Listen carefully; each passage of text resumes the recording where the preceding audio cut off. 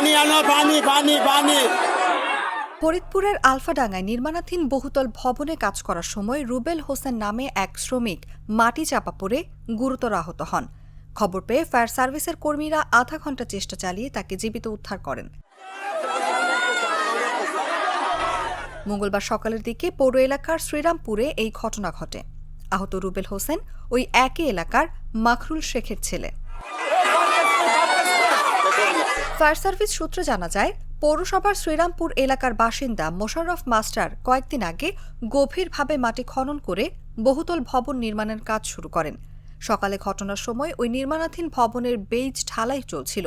এ সময় মাটির নিচে কাজ করছিলেন রুবেল হোসেন। হঠাৎ উপর থেকে মাটি ধসে পড়ে সম্পূর্ণ শরীরে চাপা পড়ে। এ সময় তাকে উদ্ধারে স্থানীয়রা চেষ্টা করে ও ফায়ার সার্ভিসে খবর দেয়।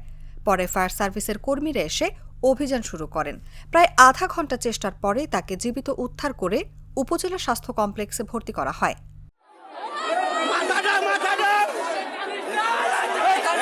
ভবন মালিক মোশাররফ হোসেন বলেন, সকালে কাজে আসার পর এই দুর্ঘটনা ঘটলে ফায়ার সার্ভিসে ফোন করি।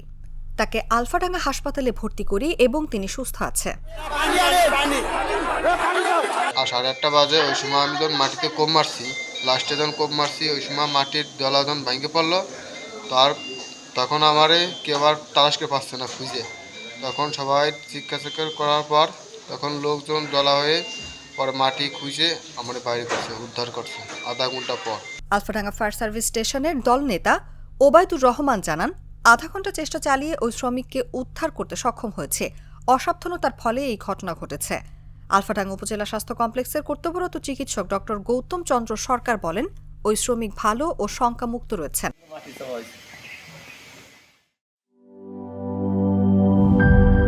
টাইলক্স, যার অ্যান্টিব্যাকটেরিয়াল এজেন্ট টয়লেটের কোনায় কোনায় পৌঁছে 99% জীবাণু ধ্বংস করে। টাইলক্স টয়লেট ক্লিনার, ক্লিন মানেই টাইলক্স।